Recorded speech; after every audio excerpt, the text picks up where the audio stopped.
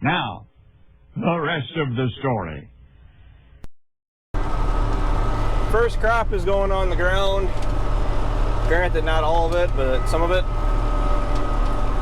I went through and cut down, I'm in grass right now if you guys can't tell, but I cut down a bunch of alfalfa before I came out here.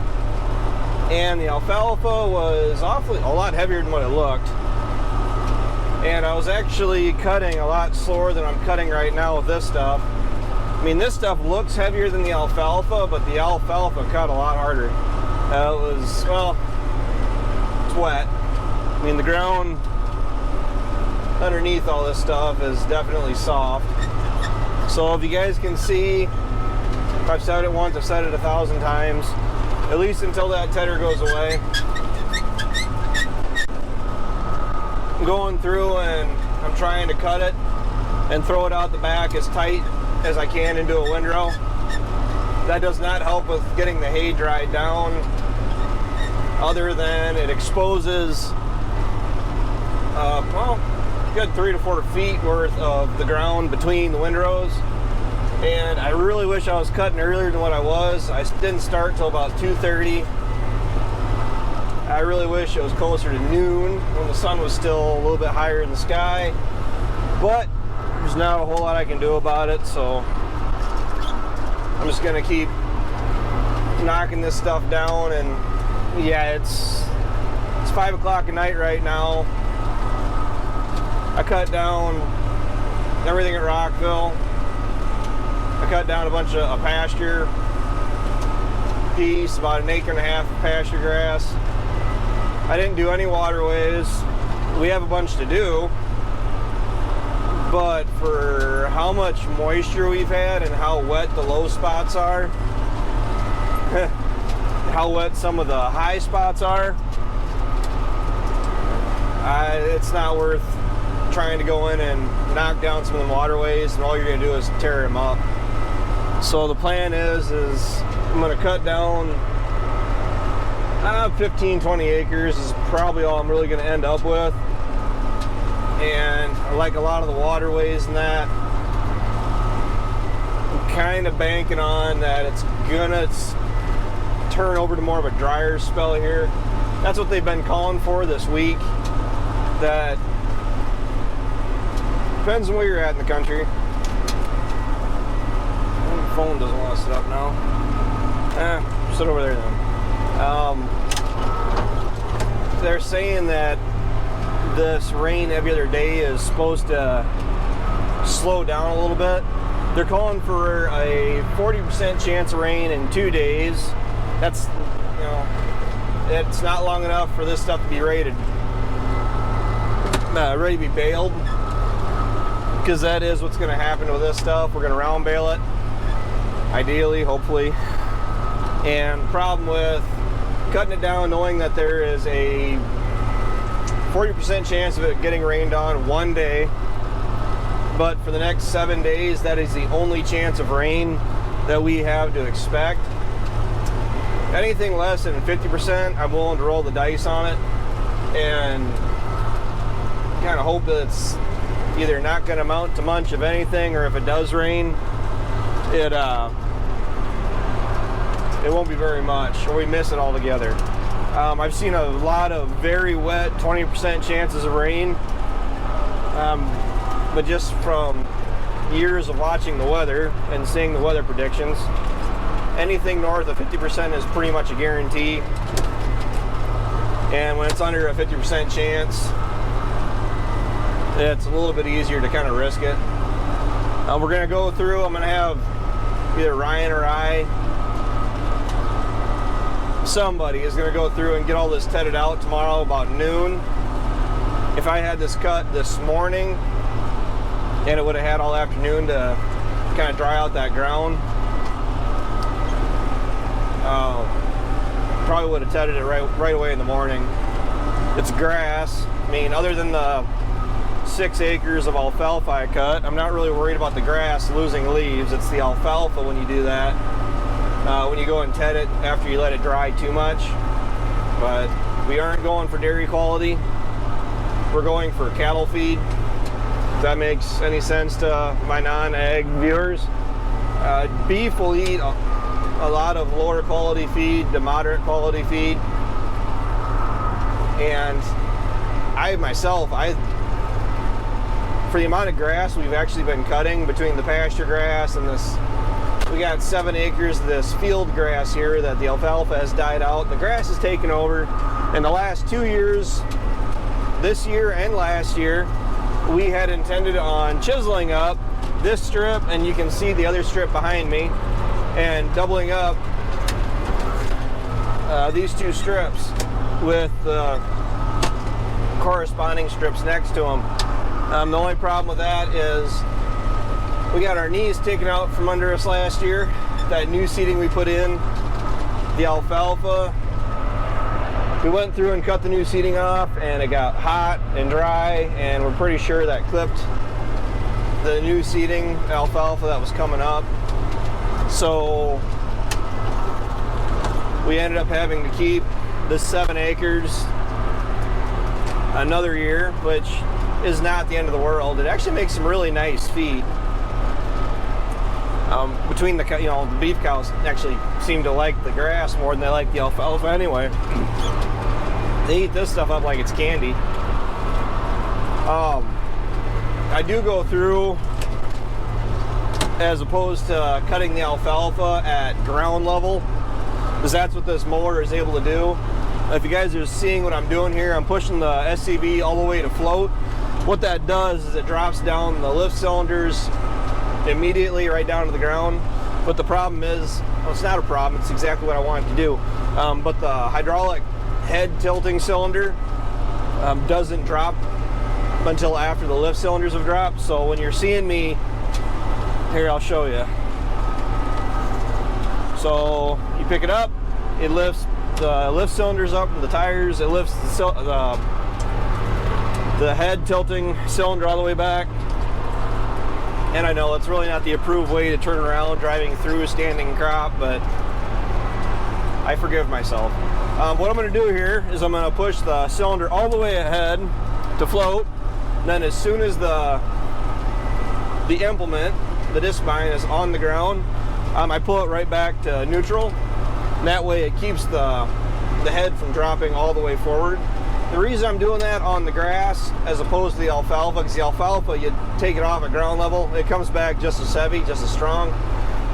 With grass, I've noticed in the last couple of years since we've been cutting grass, because we've been doing pasture grass and whatever else, waterways, the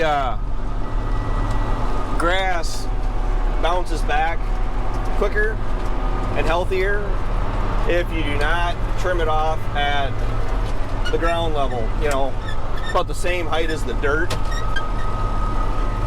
So I do try to leave, I don't know, 3 to 4 inches of stubble there yet. And the plan is, this year is a little bit different than the last 3, 2. But for this stuff in general, because we have had these sudden, I know that darn seed is singing, a very sudden uptick in the amount of cattle we're feeding right now. We are going to try to do 4 crops. June 1st, July 1st, August 1st, and hopefully maybe not necessarily September 1st, but maybe towards the 15th, towards the end of September, depending on how this fall looks and everything else. Grandpa always used to say when it comes to alfalfa to be done cutting, or don't take any more cuttings after September 15th until we've had your first hard freeze, because once it freezes it off, the roots and everything, the plant is to be able to build up nutrients, and you're not taxing the roots, and you have a greater chance of winter kill. If you go through, let's say I cut it off September 15th and it comes through September 16th and you get the first hard frost of the fall, you run a higher chance of killing off your alfalfa stand. Now if you're planning on plowing under that alfalfa that fall, it's no big deal, but ideally we're looking for a minimum of 4 years out of an alfalfa stand. And the seed, or the alfalfa that we planted this spring, was actually the higher quality alfalfa that we're actually aiming for. We're going to aim for 5 years out of it. And we don't mix any grass in with our alfalfa. I do know of some people, and I approve of it, by the way. I actually would kind of wonder if maybe we shouldn't be considering doing that in the future. Because we aren't doing dairy, we are doing beef cattle feed. I'm really wondering if we shouldn't be trying to incorporate, say, like our grain drill, we have the grass seed, the alfalfa seed. Well, putting the alfalfa seed up front, putting our oat seed on the back of the grain drill, and then going through, what I've heard people do is they actually get like a coffee can or some way, shape, form of measuring it out, but then they get a type of grass, whatever they want to use. Then they actually go through and put out, say, a coffee can or two on top of the oats to kind of help with the tonnage. Well, it seems like we aren't doing dairy anymore. We got to start thinking outside the box, because the farm today is not what the farm was a decade ago. The farm a decade ago was not what the farm was 20 years ago. So it's just plain old adapting to the times. Gosh, I had some questions about the 76 I was going to put in with this. Any issues I've had with the 7600? Nothing super duper major. When I first brought the tractor home, Grandpa put on the first like 100 hours on it, so I didn't really get to run it. Grandpa worked down all of our, what year did I even bring this home? 11? Grandpa disked down all of the ground in 2011. I didn't use the 76 until cutting hay. Well, Grandpa didn't mention that I noticed the second I took it across the field to cut was that this tractor was a dog. Just pitiful. I mean, this tractor is, well, it's supposed to be 115 horse, and the 7400 we had at the time was rated at 90, 95, or was it 110? It may have been 105. Okay, the 74 was rated less than the 76. Smaller tractor, smaller frame, and that 7400 compared to cutting hay with the 7600 for the first time, that 74 could have ran circles around this 76. I was upset. I was not happy, and we ended up having the dealership down, and it was the injector pump was out of it. Not completely out of it. I mean, the tractor still ran. But 2 days later, a new pump, and this tractor ran like a champ. They ended up putting it on the dyno, and if memory serves me right, they turned up it was a reman injection pump. They turned them up by 10%. Well, whatever they ended up turning that pump we got back on, they dynoed the 76, and the tractor is putting out 140 horse. Seems like a lot. Seems how it's supposed to be 115, but that's only what? 25 horse? Nah, I don't feel like doing math right now. All I know is that it really didn't deter me from leaving it. I like horsepower. There's no such thing as too much horsepower. This tractor is awesome. I have found plenty of situations where I don't have enough ponies under the hood, but it did pull my grandpa's 9-shank Glencoe respectively.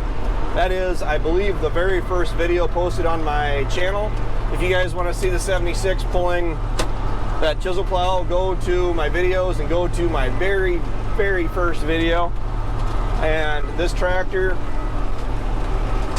it's, for being my first tractor purchase, I am extremely happy with it.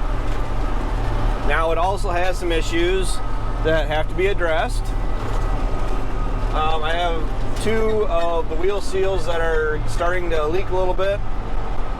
My plan is to get those fixed sometime this year. I mean, it's not incapacitated. The hydraulic pump, I think, is also getting weak.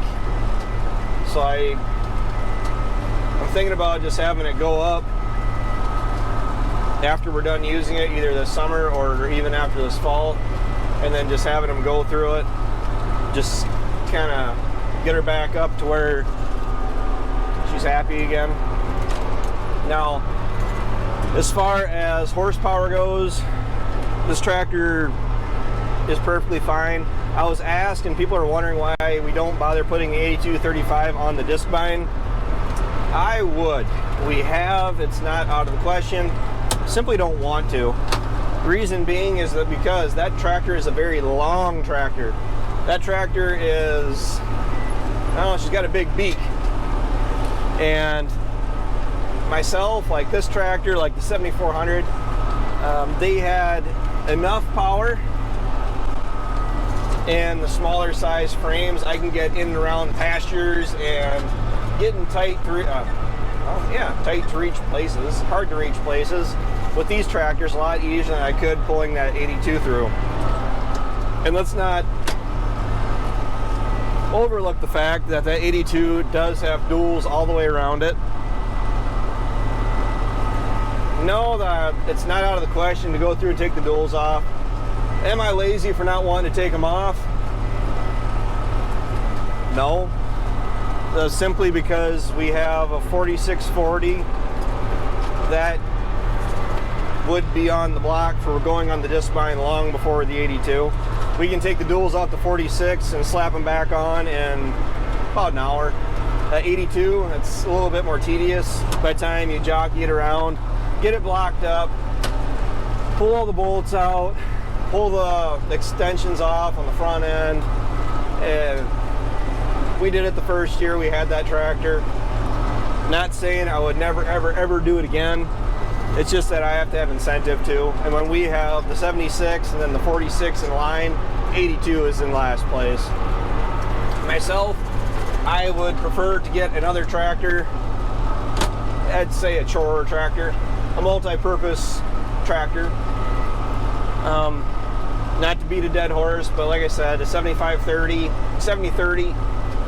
would be right up my alley as far as what I'd like to look at. A lot of horsepower and a smaller frame. What is a rocket? Well, it's kicked up a rabbit. I could let him out, but I might not see him again. Yeah, I got Rocket sitting here too. With the 7530, or like over in Europe, it's really common. You see them, they're running these smaller frame tractors, but they're putting out higher horse through them. Like I said, the 75, that's rated at 180 horse, but it is a smaller frame tractor. It might, I say smaller, but I think it would be right around the same size as the 7600, if not slightly bigger. And myself, I have no problem with horsepower. I really don't know where we lost it or where we went wrong in America, but it seems like over here, people have a problem with horsepower. We see that on the channels from time to time where that tractor is too big for that job. Well, that's your opinion. That's a great thing about being online. You can state your opinion all you want, whether or not nobody listens to you. I would much rather have more horsepower than not nearly enough. I'd rather have a tractor that can do a lot of jobs than a smaller tractor that could kind of limited to what it can really do. We have one of those. It's a 4020. And the 4020 has a very specific set of jobs that it is used for. Between tedding, we can use it for raking, pulling that big rhino rake. We very well may use it for raking, to be honest with you. Cultivating, and honestly, I probably really should pull that cultivator out tomorrow. Running the grain auger. and cutting brush, stuff like that. I mean, don't get me wrong, I mean, we can use that 4020 for some more jobs. Problem is, I'm not really willing to stand out and eat dust if I don't have to. I mean, that whole era is completely lost on me. Dad, when we had an open station 4020, Dad specifically made sure that Ryan and I never drove that tractor. He always made sure that if it was on a rake, if it was on anything that he was planning on having Ryan and I do, Dad made a point to unhook it and switch it over to something that is safer being a tractor with a cab, because when you hit these ditches or you hit bumps or whatever else, you get hit in the road by another car, you go flying, and at least with a cab you have a chance at making it, as opposed to these open stations. That is cabless tractors are a thing of the past. I don't even know if they offer them anymore. I think they do in the smaller size machines, but how many cabless 8000R or 8R series tractors do you really see? So I don't know, maybe it's just me. So all right guys, I'm gonna go ahead and keep knocking this out. I mean, that strip isn't going to take me very long. All it is just one long back and forth, going 8 miles an hour, so it's not like I'm really standing still either. So until next time, thanks for tuning in. Thanks for keeping me company. I got Brooks and Dunn and Sawyer Brown and the great Leighton Great. Oh, he's not dead, but George Strait keep me company. So I'll talk to you guys later. Take care, take it easy, keep in touch.